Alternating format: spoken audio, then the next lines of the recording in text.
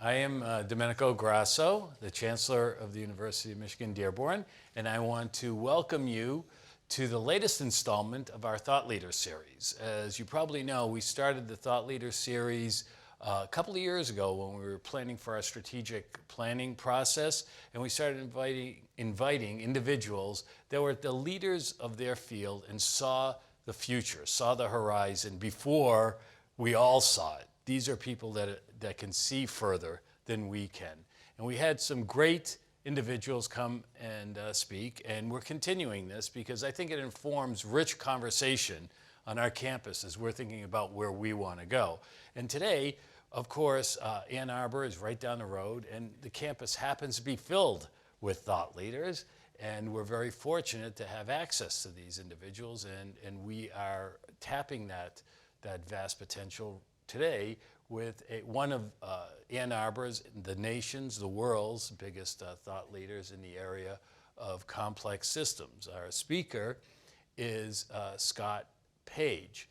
And Scott is a university distinguished professor, and as you know, that's the highest level of university stardom that you can get as a faculty member. He has an undergraduate degree from the University of Michigan in mathematics and a master's degree in mathematics from Wisconsin. And then he went to the Kellogg School at Northwestern and has a master's and a PhD in economics from Northwestern. So he went from a wolverine to a badger to a wildcat, and I think he happens to like feral animals. So I think that I don't know if that's informed any of his perspective on his career. But he has moved into this field of complex systems. And for those of you who are not familiar with the field of complex systems, it's not just complicated systems. So there are many complicated systems, but complex systems are different than complex systems. Stephen Hawking, the great astronomer just passed away, said that the 21st century was going to be the century of complexity. And what he meant is we're going to start looking at the world around us through this lens of complex systems. And complex systems, and Scott, I'm sure, is going to talk a little bit more about that. You probably thought that you were coming to a social science talk on diversity, and I'm talking about mathematics. But complex systems are systems of systems. So they are embedded, and typically in complex systems, you can't do deterministic modeling. So in a deterministic model, you would say, I'm going X miles an hour, I want to go this distance, and you know the time to get there. That's a deterministic model. Complex systems don't work like that. They have emergent behavior, they're nonlinear, they have dynamic responses, feedback mechanisms, and the emergence of this, you have to just watch it to see how behavior emerges is what makes them so fascinating and are actually very predictable, not predictable, what's the word I'm thinking of, very descriptive of really the world around us because we live in an emergent world. So Scott, in addition to being brilliant in this field of complex systems, because he has an appointment at the Santa Fe Institute that is devoted to complex systems, that was actually started by two Nobel laureates, one in economics, Ken Arrow, and the other in physics, Murray Gell-Mann. And so the reason I tell you that is because you would think that economics and physics would seemingly not have anything to offer each other. But this field of emergent behavior applies across so many things: economics, urban sprawl, the stock market, nature, of course, and interestingly, in diversity. This is why you're here. So Scott has taken all of this really interesting thinking around complex systems and has focused it most recently in this area of diversity. And his talk is about the diversity bonus, but he is looking at this through a complex systems lens. As I said, he is one of the leaders in this field. When I was provost at the University of Delaware, I invited Scott, and I think we paid for Scott, to come. And we luckily, he's part of the family now, so we are taking advantage of him. And we paid for him to come to Delaware and give a terrific talk there. And I know that everybody there was excited to hear what he had to say. And similarly, we're now taking advantage of him here. So having said all of that, I will now turn it over to Scott Page, who will talk about the diversity bonuses through a complex systems lens. Scott.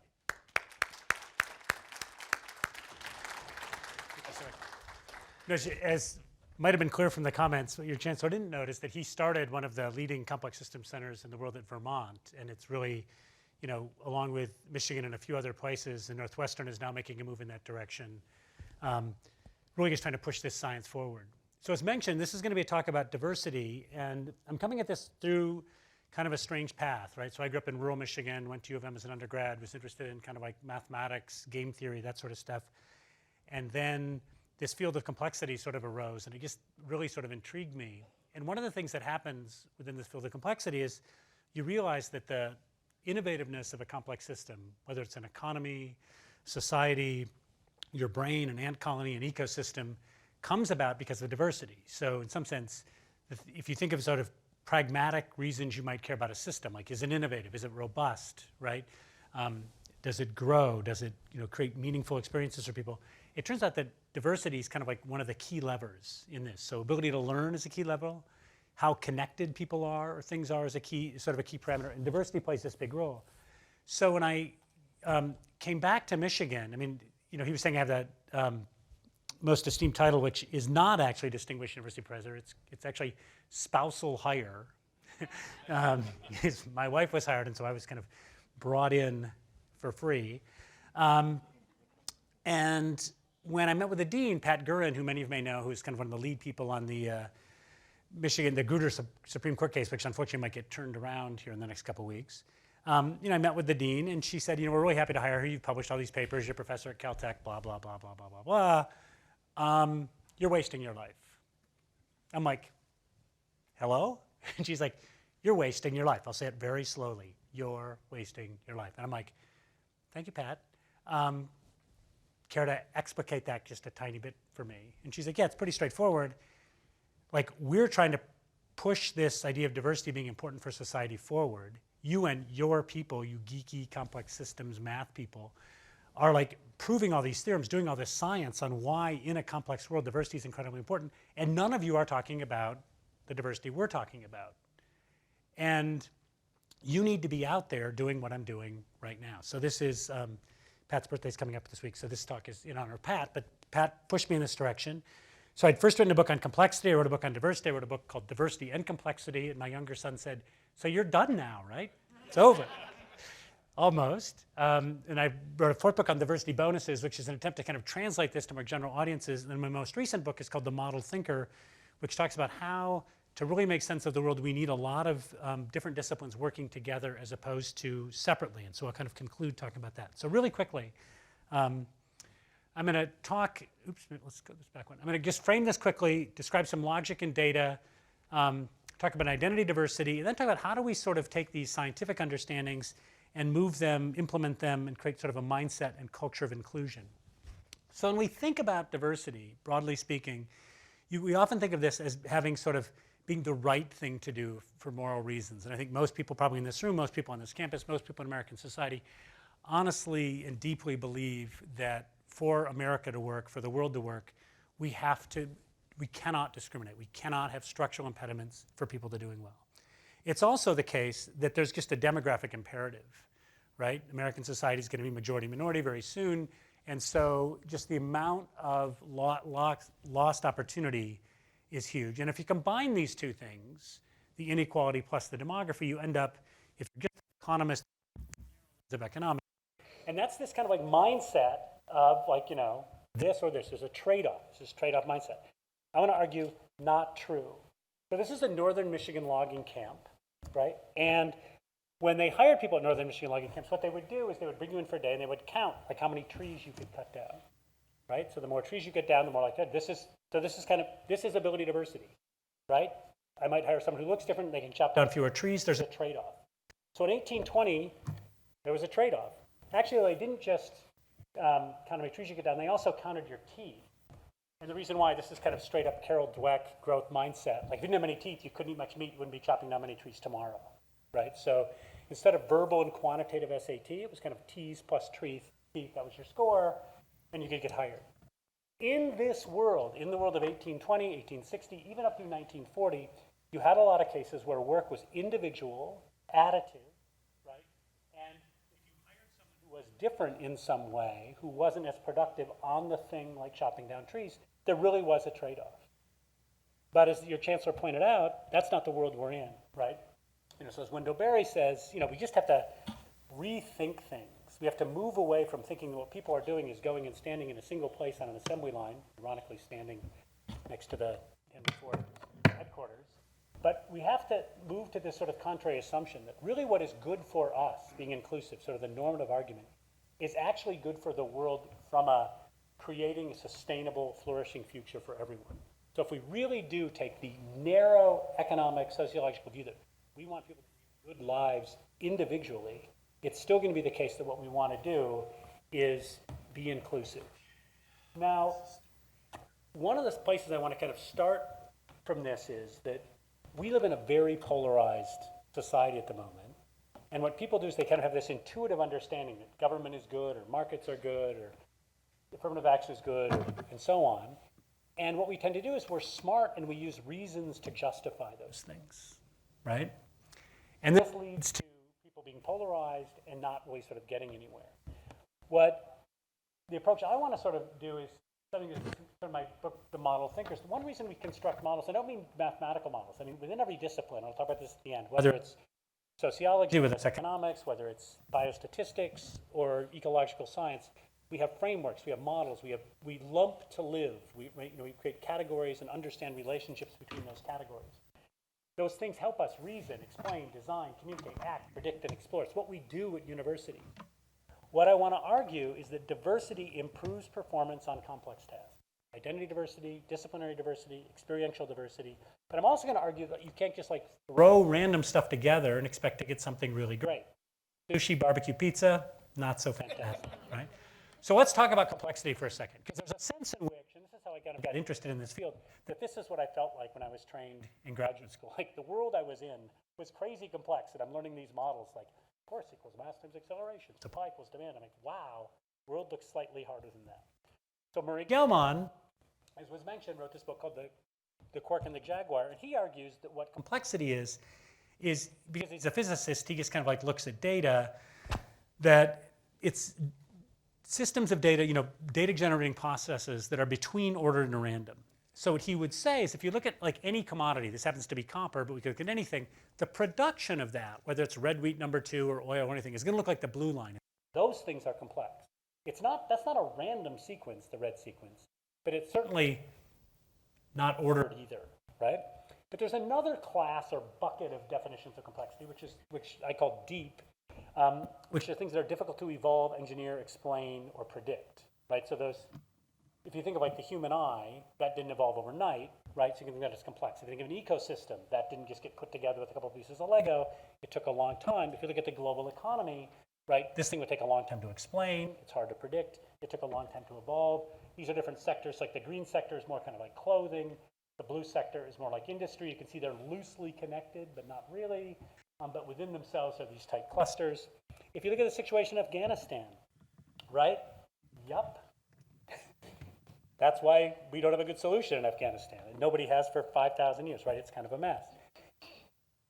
If you think of the UN Sustainable Development Goals, right? When these were laid out, anytime a committee says, here's how the world should work, you should immediately be dubious. It's kind of like Kafka meets Dickens and has lunch with Weber or something and produces a chart. Anyways, at the end of this, you end up with these 16, actually they say 17 goals, but the 17th goals coordinate on the 16th. So there's 16 goals with 169 measures underpinning these. And when these were first rolled out, there's these are all good, right? We're just going to do all these things. Let's go forth and prosper, no problem. Well, then as they started doing this, they thought, wow, this is actually kind of problematic. And if you go on the web, you can see a bunch of these. This happens to be a wonderful one from this paper called All in the Same Boat. But there's interdependencies, right? It's not like you can just let's promote economic growth and not throw carbon in the air, right? And so when you look across, this is just the subset of for Switzerland, because Switzerland, it turns out, doesn't care about oceans very much. A little bit of homework, you figure out why, right? So these are the ones that are relevant for Switzerland. It's not all 169, it's like 47 of them. And they're like, this is just a little matrix showing which ones are positively correlated with others. Here's what's really wild about this. I was looking through all these things like a couple weeks ago. I was giving a talk in London, and when I was flying in there, there's this big article saying they found there's all these precious metals on the ocean floors that they're now going to mine, that the ISA allowed them to mine to make car batteries. None of these matrices have a negative correspondence between electric vehicles and the ocean. Oopsie. That's because when you think about like what's happening when there's innovation, innovation creates externalities we didn't even know existed. And this is where the non-predictability of complex systems come in. So where does diversity come in? Okay, so let's unpack. So when you think about academics, there's kind of two types of academics. There's kind of lumpers that say it's all about power, it's all about this, and there's splitters that kind of like say, this species looks like this species looks like this. In the diversity space, we kind of go in between those two, and we sort of say, okay, when we're thinking of complex systems, there's specific tasks that groups of humans do within these systems. We predict things, we innovate, we solve, we create, we do whatever, and the logic for each one of these is going to be different. So one of the places where I really try and go in this space is people want it to be the case that diverse groups are going to be better. But if we're chopping down trees, not really. There's no magic happens, right? What I want to show you when we're predicting that there really is a reason why we want people who think differently. This friend of mine, Jim Serwicki, wrote this book called The Wisdom of Crowds, where he talks about this, and he begins this book with this amazing story of the 1906 West of England Fat Stock and Poultry Exhibition. 787 people guessed the weight of a steer. Personal aside, low point in my career as an academic, I'm presenting this slide made for me by an undergrad at U of M to the dean of Michigan State's ag school. She's going, I love this. That is not a steer, buddy. That is a cow. So, close enough. It's a model. Steer. I mean, as I put it up, I put this slide up probably like 10 times, and I put it up, and I just look at her, and I'm like, no. And she's just like, head to the air. Okay, so anyways, 787 people guessed the weight of this thing. Their average guess is 1197. The thing weighs 1198. Great way to start a book. Fun little conversation at a cocktail party. But as I like to say, it's a freaking anecdote. We're not going to run the world. We're not going to manage firms. We're not going to solve climate change with 5 interesting anecdotes that lead off New York Times best-selling book. We need a science. What does the science say? Science says this. If I have a bunch of people making a prediction like the weight of a steer, the crowd error equals an average error minus the diversity. Now, one year, Michigan played Ohio State, and they had team written on their armbands, and team stood for like thoroughness plus effort plus ability equals meaningful win or something like that. No, that is not like science. That's just some like stupid thing somebody wrote on a handbag, right? This is what I mean when I say crowd error equals average error minus diversity. So C is the crowd's prediction, the 1197. Theta is the truth, the 1198. We use the Greek T to confuse math undergrads, right? That's always the plan, Greek letter. That's just how far off is the crowd. And in statistics, we square errors so that all errors are positive. The next term is just the average, 1 over n, of people's individual errors. Now, you might think, in fact, everybody would think, the crowd's error should be the average of the errors of the people in it, right? Wrong. If you do the math, and this is why we do the math, it turns out the crowd is always smarter than the people in it, and the amount by which it's smarter is the diversity of those predictions. Why?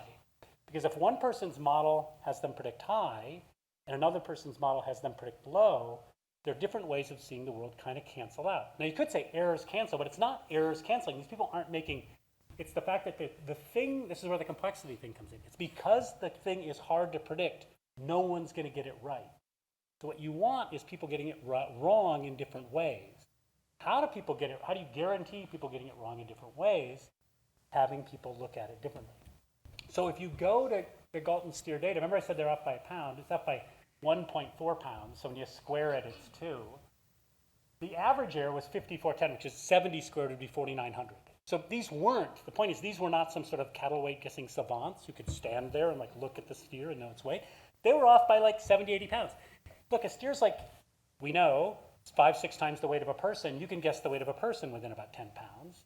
Average people can guess the weight of a steer within about 60, 70 pounds. So these are just average people. They're not West of England savants.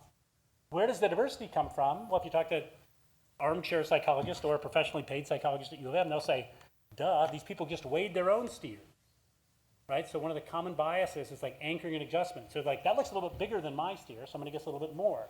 That's a little smaller than my steer, I'm gonna a little bit less, right? So it's literally diverse experiences of owning cattle that probably generates this. So this is kind of like, again, plugging data in from an example that works, but what we want to take from this is, what would it mean if a problem's complex? It would mean average error has got to be big, right? That's the definition of complex, hard to predict. So the only way we can get it right is if we're diverse. It's the secret sauce. Now this holds at other extremes. So let's just go as extreme as we can. So this is some work by Gonzalo Abecasis, who was at Michigan, but now he's in the private sector for reasons that'll become clear in a second. There was a competition between the Eli Broad Institute, which is the green line, the Sanger Institute at Harvard, and then the light blue line, which is Michigan. And what you're seeing here on the horizontal axis is how many alleles you're looking at in a strand of DNA. And what you're seeing on the vertical axis is the error in identifying genes. So as I look at more alleles, I'm going to be better able to predict, right? And so what you're seeing is the error rate going down. Now, by far the most important thing to note on this, as someone who used to teach at Caltech and whose son is at MIT, is MIT takes a distant third. Not even close. I mean, they can try to hang with Michigan and Harvard, but no, not going to happen. MIT's third. If you take the integral under the light blue line and the red line, Michigan wins. Otherwise, this slide would not be up, right? So Michigan beats Harvard. But here's the really cool thing. The dark blue line, which is better than anyone, so they have this competition. All the big boys and girls with all their big labs doing these experiments, Michigan first, Harvard second, MIT distant third. But then the funding agency said, this was all a setup. Now I want you to take your 3 models and have them vote. To tap into the, because look, these are super sophisticated, big data, machine learning kind of models. They vote, that's the dark blue line. Way better than either one. It turns out, as long as MIT isn't 50% worse, given the correlation, than Michigan and Harvard, you should add them in and have them vote. Right? Why? Because they're different. And so once you have something that's really high dimensional, really sophisticated, by definition, people are going to go at it different ways, algorithms go at it different ways, you get this benefit. Let's do one more. This is some work by Jack Sohl at Duke. 28,000 forecasts by professional economists over 40 years. So what typically happens in this case is, like in the European Union, there's this site where they have 43 economists, leading economists predict the 6 main indicators. In the US, there's 2 different sites, one that has 30, one that has 50. So any one of these predictions, there's like 40 economists, right, making a prediction, 40 to 50. So when I say the crowd is 21% better than the average economist, I don't mean it's not 28,000 economists. It's 40 economists this month, 40 economists the next month, and so on. But 40 economists are 21% better than one economist. Now this should strike fear in your hearts because nobody wants 40 economists. So let's, even me. So here's the graph. This is a spectacular graph on their part. You've got the number of judges, which are economists, on the left, and you've got the error on the right. So this one at the top is just an average economist. Let's benchmark their error at 1. The purple line is the best one. And in some of the data, it's Abby Cohen. Now this is surprising. It's not surprising that it's Abby Cohen, because pretty clear she's really freaking good at this, from Goldman Sachs. It's surprising she's only 10% better than the average economist, to be honest. You'd think she's like 20% better.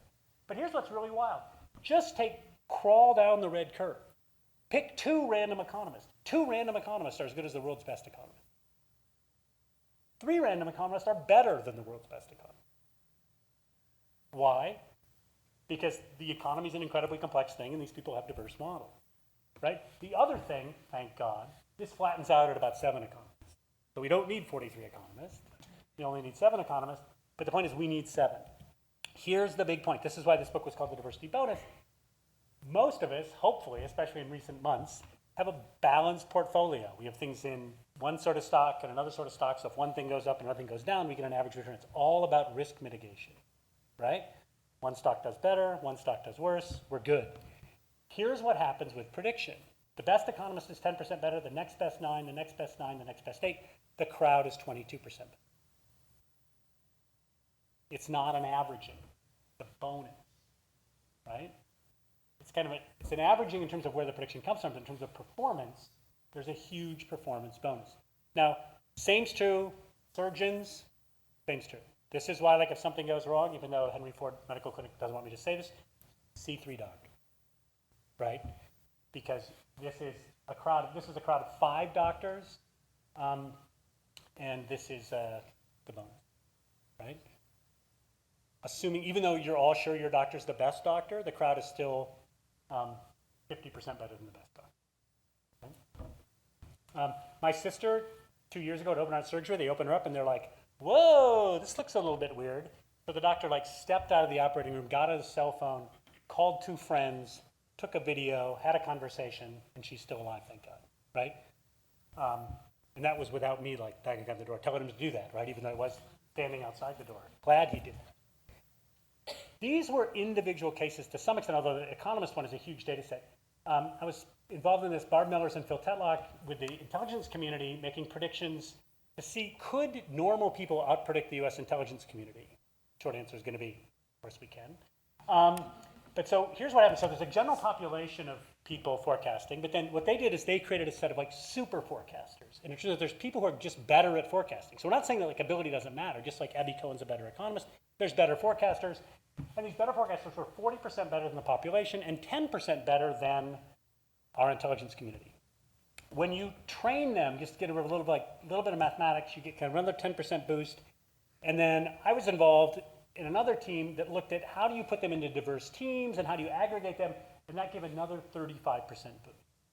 So what you see from here is that like the standard story from that diversity prediction team is that like where wise crowds come in a diversity context is talented, diverse people kind of teamed in the right way, give you just this massive lift, right?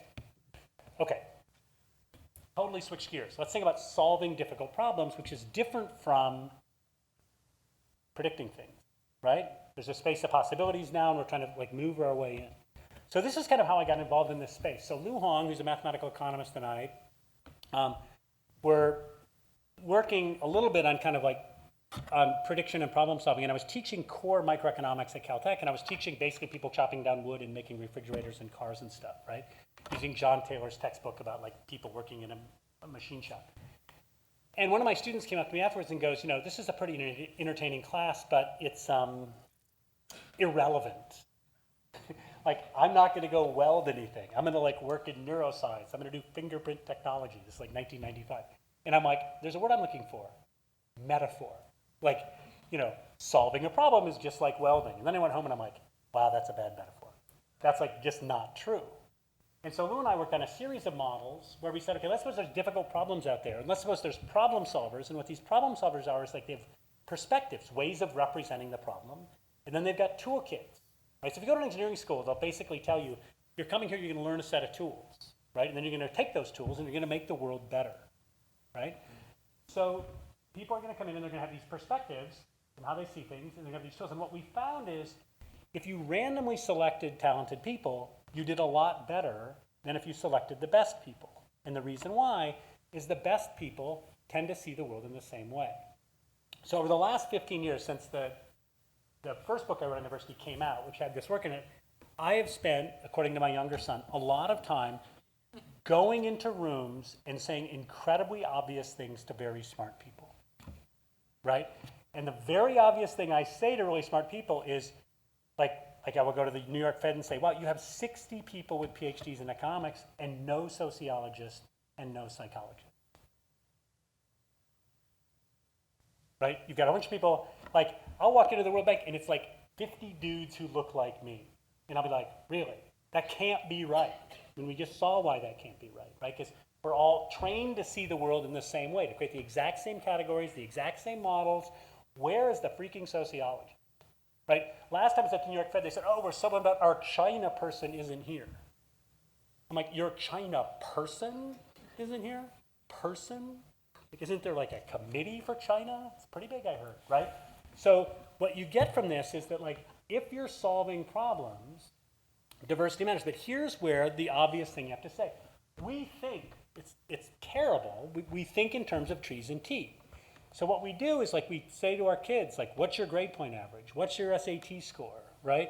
Now my son's applying to graduate school and he's like, oh, I had to take the GRE. What's your GRE score, right? And we're taking a very high dimensional thing and mapping it to a single score. I think like most parents, I like put my kids, like how tall they were on the door until they got taller than me and then I lost the pencil. But like, but I didn't measure their heads and say, whoa, Cooper's head is 31 centimeters, look out world, he's gonna take, no, because that's insane, right? What he's got is he's got capacity, and he's filling that capacity in different ways, and different people fill those different capacities in different ways, and we create teams of people with different experiences, different concerns, different training. We're gonna do amazing stuff. And if we fill rooms with people who look the same, think the same, trained the same way, who got the same high scores on the same test, we're not gonna get that amazing stuff. That's not complicated, right? But here's how we see the world. We see the world as like, oh, there's this alpha group of people who got the really high scores, and there's this diverse group of people who don't do well. Now, I'm not saying that means bring Tony Hawk into CERN, right? There's a germaneness test in all this, right?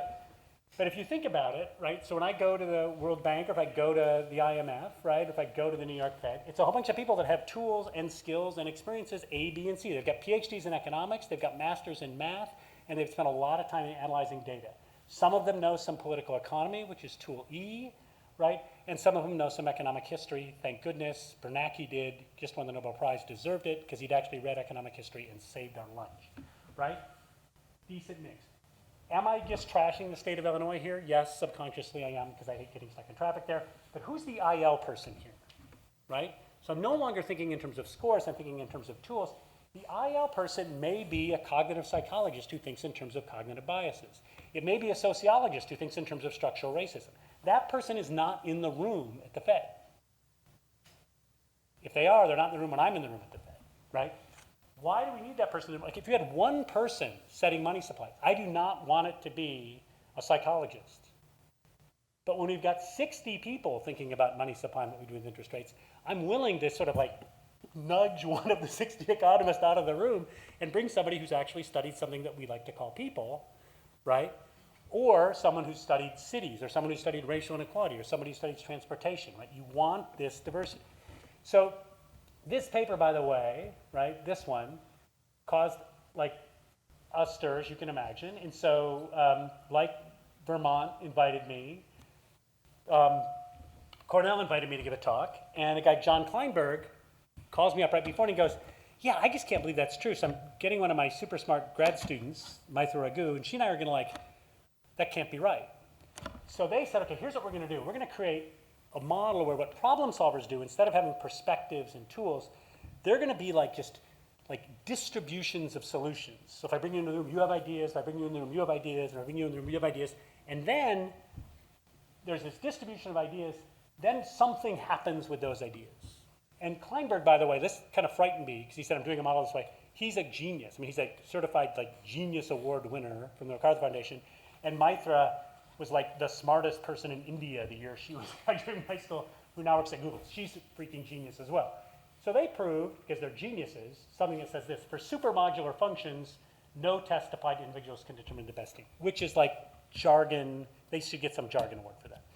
What they mean is this: if supermodular just means that if I add two things, I get something more. If any synergies exist, if anything happens in the room other than just picking the best idea, then the following is true. No test applied to individuals can produce optimal teams. And Lu Hong and I have a recent paper that generalizes this, that essentially says the following: unless you're chopping down trees, the following is just false. There's no test. The following reasoning is false. You cannot apply a test to individuals and expect to get the best team. It just doesn't work. It would work if you're chopping down trees. It works if you're picking a relay team in the Olympics. It does not work if you're identifying genes. It does not work if you're setting money supply. It does not work if you're coming up with environmental policy. Why? Because the problem is incredibly high dimensional. The problem is bigger than you are, or any person is. So each person is just a box of ways of thinking about it. And if you give a test and say who scores best, it's going to be people in a certain category. Like economists will score best, sociologists will score best, mathematicians will score best. There'll be some group, there'll be some type of training that happens to make you kind of least worst in a way, right? But the team is not going to consist of those people that score best. It's impossible. It cannot be true. Once the problem is bigger than the people, there is no test. Yet I live in a world where that's what we do. And that's the world we've got to fix. But this does not mean you hire random people. Let me get to this. So then you could say, so their paper's out, our paper's out, other papers are out. So someone's like, let's do this. Let's see if the best team to take an IQ test is people with high IQs. Now that's gotta be true. Like if I'm gonna create teams of 3 people and have them take an IQ test, it should be the people who score highest on an IQ test. Nope, not true. Why? People who score high on an IQ test tend to get the easy questions right. They tend to be people who don't make mistakes. And then they all get the really hard questions wrong. There's another set of people who sort of sometimes miss easy questions, but sometimes get the really hard questions, right? And they tend to be people kind of like out-of-the-box thinkers. So what you'd want, this is kind of individual IQ on this side. This is contextual IQ, which is kind of, are you getting questions right? More likely to get the really hard questions right, but sometimes miss the easy questions. It turns out you kind of want those people. And you kind of want a mix of those people and the people who like are quote unquote really, really smart because they have high IQs, right? So an IQ test doesn't even, this is empirical work, this isn't theory. An IQ test doesn't work for IQ tests. How can it work for anything else, right? Again, this portfolio thing is just totally wrong in the problem solving case. It's not about a portfolio of people because we're risk averse. Groups of people solving problems are better than the best person. So we're not averaging, okay? All right, quickly, because I know time is moving. So how does identity come into this, right? So when we think about the stuff I've been talking about information, knowledge, heuristics, perspectives, representation, models, training, that sort of stuff. When I think of identity characteristics, I think of like all these, gender, race, age, sexual orientation, ethnicity. Some stuff above the iceberg, some stuff below the iceberg. Catherine Phillips, who wrote the afterword to the diversity bonus, she basically, Catherine and I, unfortunately she's passed away, but she and I had this loving relationship where she would like just poke me, she just poked the bear. She just poked out that. She's like, look, decades of research shows that diverse groups, right, are more innovative than homogeneous groups. And she goes, look, it seems obvious what I just got done telling you. This is my son Cooper's line, right? That like, I'm just saying obvious things to smart people. What I just said seems obvious. She goes, but it's less obvious when you run regressions and look across hundreds and hundreds of studies. Identity diverse groups do better as well. Why? Because, and Sirwicki finds this as well. So the groups that are diverse on this axis, the one not in the boxes, they also do better. I just gave you a whole bunch of math and a bunch of science as to why the ones on the right do better. What's going on? And there's a bunch of ways. So the first one is just the syllogism, right? Identity diversity maps to cognitive diversity maps to better outcomes. But this is tricky because like it used to be like when I was an undergrad 40 years ago, God, I'm turning 60, I'm dealing with it okay. But we would do things like say, oh, do women think differently than men? Do African Americans and Latinos think different than Asian Americans? Do old people think differently than younger people? And there's still some work in that way. But now we recognize that we're bundles. Right? You can't pull out my like hillbilly. You can't pull out my newly formed Presbyterianism or something, right? Or Episcopalianism. So you can't pull out the individual parts of me, right? You have to look at the full bundle. When Catherine and I would do these like group things together, someone would say, I don't understand what intersectionality is. She'd say, it's simple. I'll give an answer. Scott will give an answer. Now you have no idea what a black man thinks.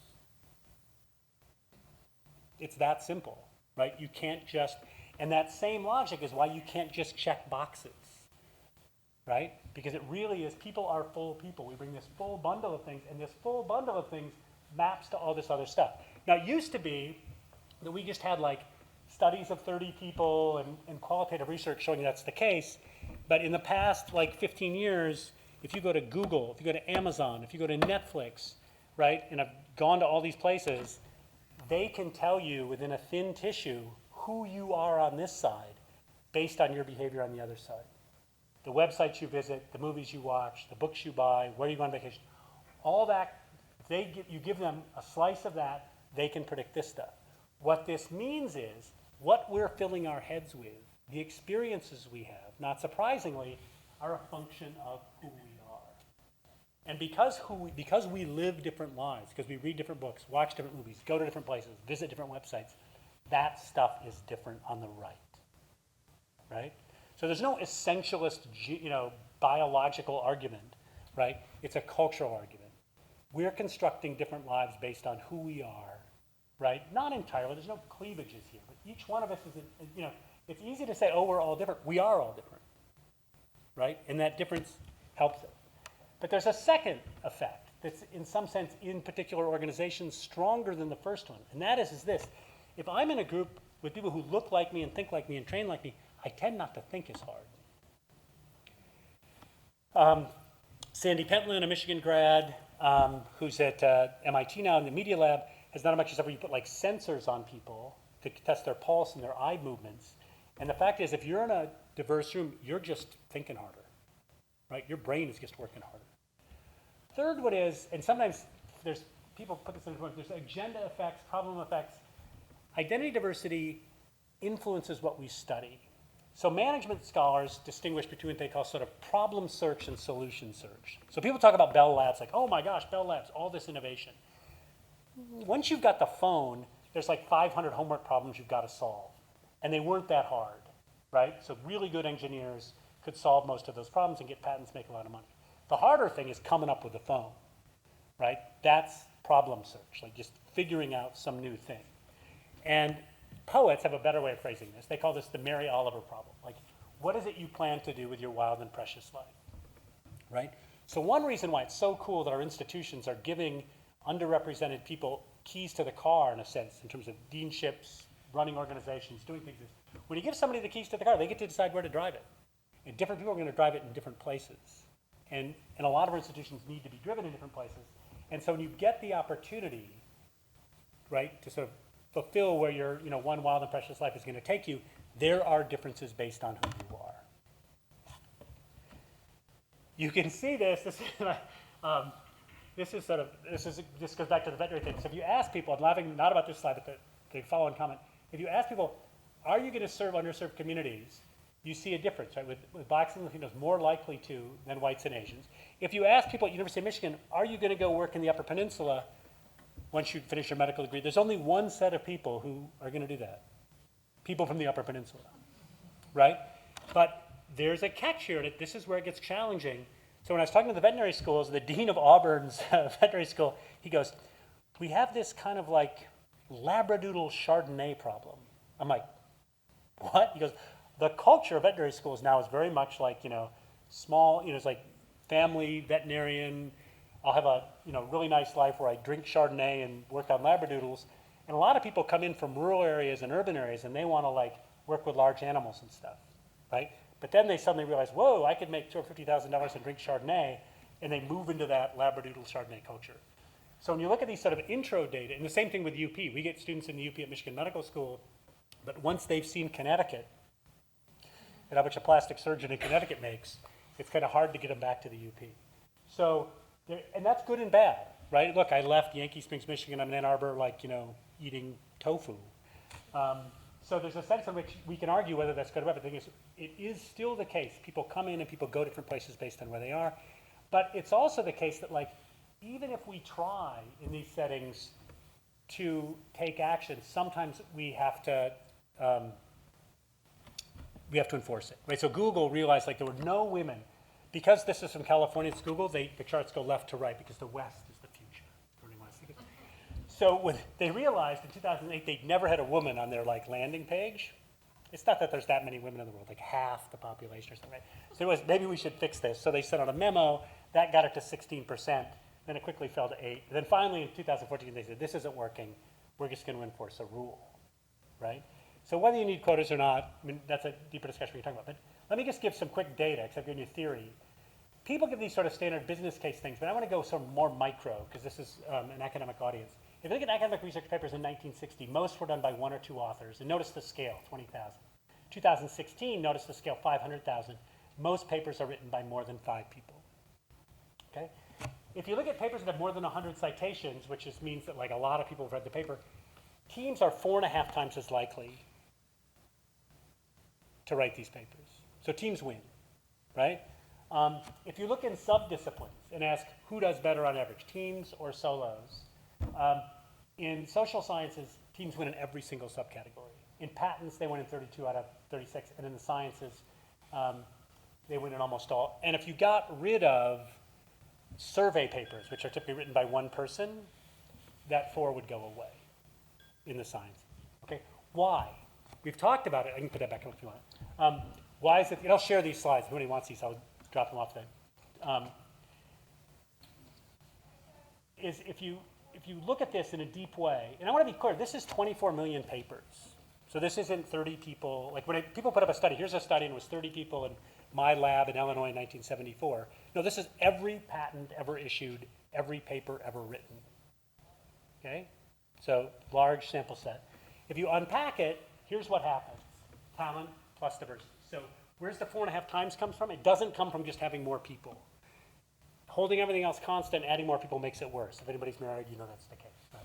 But the advantage of being married is you've got more talent. So the blue box is basically saying, are these papers better? Because the people are better. And that's true. Like, so how good, the number of citations the paper get depends on people's previous work. Do they get cited?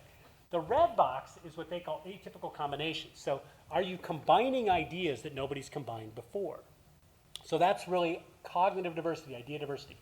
So what's the green box? The green box comes if you get both. So here's the cool thing. It's kind of like ability is worth 1, diversity is worth 1, ability and diversity are worth 1 plus 1 plus 2. That's the synergy thing, right, that Kleinberg's talking about. That's the diversity bonus that Lou and I are talking about, because like when ideas combine, they're better. Like if you've ever seen the toaster that also poaches an egg, it should be clear. If you want something a little bit deeper than that, Anne-Marie Slaughter's wonderful book says, if you think about international relations, like we used to think of it like chess, strategic actors, Russia, the US, but now you've got to think of it like as a web as well, a network of actors, right, of nonprofits, of NGOs, of government agencies, of terrorist groups, right? And so if you want to think about how, you know, statecraft works in the modern age, it's game theory plus network theory, right? And if you look at either one model, you're going to be wrong, right? Really pulling this out. This is Melissa Schilling, this is a great paper. If you hold everything else constant and you just switch the university you're working with, so instead of working with someone at the U of M, I work with someone at Ohio State, I'm going to get a 7% bonus if it's a science paper and a 12% bonus if it's a social science paper. Why? Here's why. A friend of mine like drove this home to me. It's always good when your friends are like say, here's your research. You're like, right, thank you for doing that. So he hired someone from, he's at UCSF, he hired someone from Princeton who was amazing, great postdoc. He posted this for another postdoc, and the professor at Princeton said, hey, I've got someone this year. He's almost as good as the woman you hired last year. He's really, really good. You got to hire him. And my friend's like, not a freaking chance. And like, sent him, the person some of my work, and he's like, why would you not hire him? He's like, look, last year there were 70,000 papers written in neuroscience. You have a journal group that your lab reads like about 150 papers a year. So for the last 5 years, they've read, each of them has read 750 papers, and there's an overlap of 600. During that time, there's been roughly 250,000 papers written. Almost anyone I hire would add more value than that person because he knows the same stuff. They listen to the same songs, right? They go to the same restaurants. They read the same papers, right? And this is true. This is a huge lift, 12% better. It's like I can just, as hard as it is to work with someone from East Lansing, actually, some of my best friends are from East Lansing. You know, there's a 12% bonus if I just go up there. So the big takeaway from this is that diversity is necessary, but it's not just any diversity. Diversity's got to be good. It's got to be relevant. It's got to be germane. And it produces benefits through aggregation and synergies, right? But you really get these benefits if you think about assemblage, culture, right? Listening, getting along. It doesn't happen by magic. And so you can think of this as inclusion is really this kind of amazing opportunity. And so I often use this Maxine Hong Kingston quote. I'd read her book, The Woman Warrior, when I was an undergrad. I was an English math major. When I got to Caltech as an economist, this was the first speaker I invited in, was Maxine Hong Kingston, and she was amazing. Anyways, but she says, look, success is bringing these ideas we have as professors out into the world. And Uma Jayakumar, who's an education professor, and I, we've been thinking about like how much of these universities are really about opportunity exposure. So like, you know, between UM-Dearborn, U of M, these universities, we have so many amazing majors that we're bringing in these students. They have no idea that these disciplines even exist. I had a student come into my office from Owasso, and he's African-American kid, first kid from his family to go to school, and he's like, I've got a problem. I'm like, what's the problem? He's like, well, came to Michigan to go to business, gonna major in this, but I'm really interested in computational linguistics. This is just fascinating. And I'm like, do you know how much money they make? He's like, what? Like, let's just pull this up. And he thought it was just like kind of this weird field that only anthropologists were doing. He didn't realize like Google is like grabbing anybody with this degree. right? And so, and not that getting a degree is all about making money, but the point is there's this kind of amazing exposure. And I think the thing that like, you know, sometimes I get asked like, why are you doing this? This is like why I'm doing this, right? I mean, like, you know, I was on the other side of the median thing. This is like looking at third grade math scores, you know, which I did fine on. Look at this is like the probability of writing a patent. Look at the people in the bottom 80%, the top 80%, right? I mean, like, my sons who went to Ann Arbor, Huron, had professors for parents. Oh my goodness, have they been privileged, right? I always joke, boy, have you been privileged of me as a parent? Just think of that. No, but I mean, they've been so privileged in terms of just the opportunities they've had at like school and the ideas they've been exposed to. And so what these universities do, what they give us, is this amazing potential for people to see things in different ways. And if you look, you know, this is another way, this is a better graph from The Economist. If you look at by parental income or by race and ethnicity, you just see these huge differences, right? And so how do we change opportunities? How do we change cultures in a way that like we get, everybody has this amazing opportunity. So quickly on implementation. Here's how, this is kind of how I try to think about this from a disciplinary perspective, and then we'll stop. So I was remotely involved in this project called the Foresight Project, which mapped out obesity. And I'm happy to say like we solved it. There it is. But if you look at almost anything, those early graphs I show, almost everything we now realize kind of looks like this. This is the age of complexity. There's lots of boxes and lots of arrows, and it's all disconnected. So there's something called the wisdom hierarchy, where we think about there being data, information, knowledge, and wisdom. I'll do this very fast. Data is just the raw bits out there.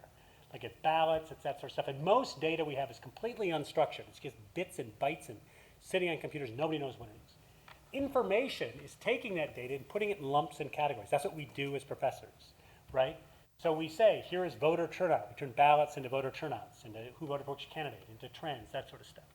Knowledge is basically like understanding causal and correlative relationships within that data. So let me give an example. So like, as people know the book Flatland by Abbott, right, where there's this thing, A squared. So if you take this foresight obesity map, what you see, there'll be a quiz over this. Again, all these different colors are different disciplines. So there's studies from different disciplines. So if I dial in on this, you'll see there's like media studies, social, psychological, economics, genetics, right, infrastructure.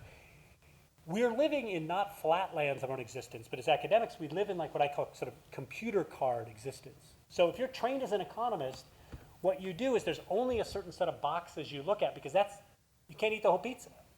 So you're looking through the economic lens. And that's a powerful lens. It's fantastic. Some of my best friends are economists, and even economists from East Lansing. But they're going to put their computer card over this.